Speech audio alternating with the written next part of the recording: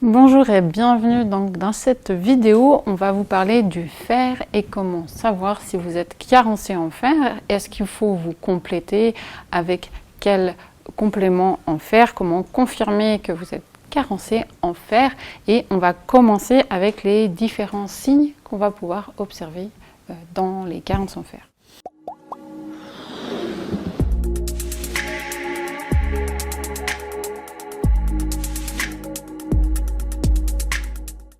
Ah oui, le manque de fer, c'est quand même quelque chose de fréquent et qui vous intéresse, vous Capucine, plus que moi. Pourquoi? Parce que ce sont les femmes qui sont le plus souvent carencées en fer. Et pourquoi? Parce que nous avons des cycles et que nous saignons tous les mois. Donc une des premières causes de carence en fer, c'est des saignements trop importants. Exactement. À partir de combien de jours on va être presque sûr que la femme va être carencée en fer? La physiologie a voulu que l'alimentation compense 5 jours de règles.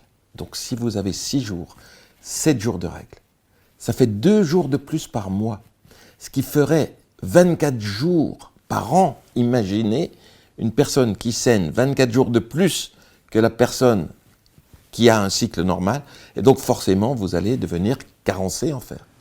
Donc c'est la première chose à vérifier. Si vous avez des saignements très abondants, parce que parfois les femmes ont des saignements sur 5 jours, mais vraiment de manière abondante, ou vous saignez plus de 5 jours, vous êtes presque sûr d'avoir une carence en fer.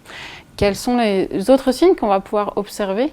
Alors les signes de la carence propre, on va en parler maintenant. En effet, c'est en général un état de fatigue. Je suis fatigué. Il y a beaucoup de raisons. Et très souvent, les raisons sont associées. Il n'y a pas une seule cause. Et comme je dis très souvent, lorsque votre voiture tousse, il n'y a pas une cause. Il y a plein de choses. Il y a peut-être les réservoirs, il y a peut-être les courroies, il y a peut-être les fusibles. Il y a beaucoup de choses qui dysfonctionnent. Eh bien, lorsqu'on est fatigué, il y a beaucoup de choses et il y a la carence en fer. Nous allons le voir. Mais également, savez-vous le motif le plus fréquent pour lequel les femmes consultent et qui font conduire à rechercher une carence en fer? Ah non. Regardez votre cuir chevelu. Ah, la chute de cheveux. La chute de cheveux. Oui, je ne suis pas concernée parce que moi j'ai beaucoup de cheveux. Exactement. Alors il y a la chute et puis il y a l'alopécie. Une personne qui perd ses cheveux régulièrement va devenir peut-être chauve, enfin du moins en partie, va avoir ce qu'on appelle une alopécie. La première chose qui doit conduire à envisager un manque de fer, c'est la chute de cheveux. On s'en aperçoit dans la baignoire, dans la douche, sur l'oreiller, beaucoup trop de cheveux qu'à l'accoutumée. Alors bien sûr, on perd 150 cheveux par jour, donc, mais si on en perd 200, ça va se voir, parce que notre œil est habitué à voir cela. Et donc, première manifestation de la carence en fer, c'est la chute de cheveux. La fatigue, la chute de cheveux, il y a aussi la peau sèche. Et dans des formes très graves de carence en fer, des perlèches, des coupures ici, et même la langue qui va être un peu atrophique. On peut même aller jusqu'à un état un peu de dépression, la dépression étant la manifestation, dans ce cas-là, d'une carence en fer. Voilà en gros les principaux signes. Est-ce qu'on va avoir d'autres signes au niveau des yeux, peut-être? Alors vous avez raison, et ça c'est un signe qui est bien connu de votre gynécologue ou des médecins. Lorsqu'on regarde une personne dans le blanc de l'œil, on va voir que ce blanc est bleuté. Et pourquoi il est bleuté? Parce que cela signifie qu'il y a un amincissement de la sclère. La sclère, c'est ce tissu conjonctif très compact qui forme le globe oculaire. Et si cette sclère est amoindrie, amincie, on va voir la chambre intérieure de l'œil qui est noire, par transparence, ce qui donne cet aspect bleu. Donc cela veut dire que tous les tissus conjonctifs sont impactés par la carence en fer. Et donc une femme qui a une carence en fer va marquer plus facilement. Vous savez, c'est une expression que les femmes disent « je marque facilement ». Dès qu'on me touche, surtout ne m'appuyez pas là, je vais faire un bleu. C'est souvent l'expression d'une carence en fer.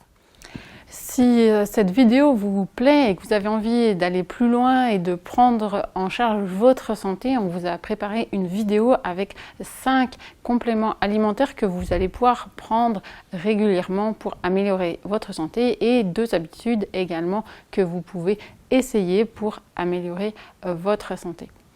Comment on va confirmer une carence en fer? Alors, la carence en fer, elle est affirmée dès lors qu'on saigne trop. Donc, c'est même pas la peine de réfléchir. S'il y a un jour de trop, 2 jours de trop, ou des règles trop abondantes, nous sommes carencés en fer. Quand je dis nous, vous avez compris que je ne suis pas concerné. Bien sûr, il y a des moyens biologiques. Les moyens biologiques, ce sont des dosages particuliers que le médecin va prescrire. Mais ce n'est pas le taux de fer. La médecine est plus complexe que cela, peut-être plus pernicieuse. Si vous dosez le fer, vous pouvez voir parfois un taux élevé alors que vous êtes carencé en fer. Et donc pour cela, on a 2 dosages particuliers. La ferritine. Mais cette ferritine qui normalement est abaissée quand on manque de fer, si la cause du manque de fer est une maladie inflammatoire, la ferritine va monter. Et donc on aura une carence en fer avec un marqueur qui sera normal ou élevé. Dans ces cas-là, on a encore des ressources qui va être le dosage d'un coefficient de saturation d'une protéine qu'on appelle la transférine. Et là, on a beaucoup moins de chances de se tromper. Donc oui, on a des moyens de rechercher ce manque de fer. Et ne dites pas, mes prises de sang sont normales, il faut encore savoir de quelle prise de sang il s'agit. Donc s'il n'y a pas de maladie inflammatoire, la ferritine va suffire. Elle va être basse, en effet, dans les âges médians, sachant que pour l'enfant et la personne très âgée, on va plutôt utiliser le coefficient de saturation de la transférine. Donc, j'espère que cette vidéo vous a plu et que vous avez pu identifier si vous étiez carencé en fer ou non. Donc, le traitement derrière sera du fer? Oui, sera du fer, mais attention. Il faut savoir que parmi les causes de manque de fer, il y a aussi les malabsorptions. Et aujourd'hui, beaucoup de personnes souffrent de malabsorption intestinale. Et donc, si on donne du fer à quelqu'un qui malabsorbe, eh bien, ça ne va pas fonctionner. Et donc, il faut s'assurer préalablement qu'il n'y a pas une pathologie intestinale avec malabsorption. Et puis, quand on va donner du fer, alors les personnes me disent, manger, qu'est-ce que vous me diriez, par exemple, est-ce que je peux manger du foie? La viande? Oui, la viande, ça va, mais on me dit souvent des épinards. Ah oui, des épinards. Mais non, les légumes verts contiennent du fer, mais ce fer-là est pour les ruminants, pas pour l'homme. Donc Popeye, c'est toute une histoire basée sur une fausse idée. Les aliments qui contiennent du fer vont enrichir la viande des ruminants. Et c'est à partir de la viande des ruminants que nous chargeons en fer. Donc ne dites pas je prends des lentilles, ça ne servirait à rien. Ne dites pas je prends des épinards, ça ne servirait à rien. Également, ce qu'il faut savoir, c'est que quand on a une carence, ce n'est plus l'alimentation de corriger. Puisque l'alimentation, ça vous maintient les taux normaux. Mais si vous êtes en dessous, il faut un médicament qui va apporter 10 fois plus de fer que l'alimentation. Et donc, ce fer va se trouver sous forme de comprimés. Ou de solutions buvables d'ailleurs. Mais ceci doit être pris à un moment donné de la journée. Si je vous dis, Capucine, vous allez prendre votre comprimé de fer à jeun, à quel moment allez-vous le prendre? Alors je connais la réponse, puisque alors, donnez-la. J'en ai pris, c'est le soir. Et ça sera le soir. Avec un autre complément qui va faciliter l'absorption du fer. Qui est? La vitamine C. La vitamine C. Alors, à jeun, le fer doit être pris à jeun. Rappelez-vous, globalement, tout ce qui est vitamines, oligo-éléments doit être pris à jeun. Mais à jeun, ce n'est pas ce que la plupart des gens croient. Ce n'est pas le matin au réveil avec son bol de café. Vous n'êtes plus à jeun. Dans les minutes qui suivent, vous avez une tartine de beurre et du café dans l'estomac. Qu'est-ce que fait votre comprimé? Il n'est pas à jeun du tout. À jeun, c'est 2 heures après ou 2 heures avant un repas. Donc le soir au coucher, c'est le moment idéal. On dîne. À quelle heure vous dînez d'ailleurs? 18h30, 19h. Ah mais c'est un peu tôt. C'est un peu tôt, mais maintenant je suis en Suède et c'est vrai que c'est vraiment traditionnel de manger très tôt. Et très finalement, on a plein de bénéfices avec les enfants. Puis après, on a une longue phase. Voilà, sans... Donc c'est en général 2 heures après le repas au coucher. Alors le fer et la vitamine C au coucher, Capucine, est-ce que c'est pas embêtant? Il y en a qui vont demander, mais la vitamine C, ça excite. Eh oui, mais la vitamine C n'excite pas.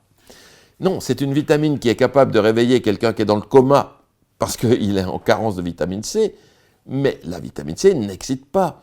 Donc prenez de la vitamine C au coucher, vous allez faire un très bon sommeil. D'ailleurs, il y a eu des études qui l'ont démontré. Donc voilà le meilleur moment. Et ce n'est pas n'importe quel fer, il faut du fer ferreux, mais ça votre médecin saura choisir. Mais il faut toujours de la vitamine C. Je vois encore trop de personnes qui prennent un comprimé de fer avec une autre vitamine. Non, ce n'est pas ça, c'est fer et vitamine C. Merci pour toutes ces précisions sur le fer. Et si vous êtes une femme ou quelqu'un qui a des signes de carence et perte de cheveux, j'espère que cette vidéo vous aura aidé. N'hésitez pas à nous laisser un petit like, à nous laisser un commentaire si vous avez d'autres questions sur le fer ou sur d'autres sujets et de partager cette vidéo. Je vous remercie.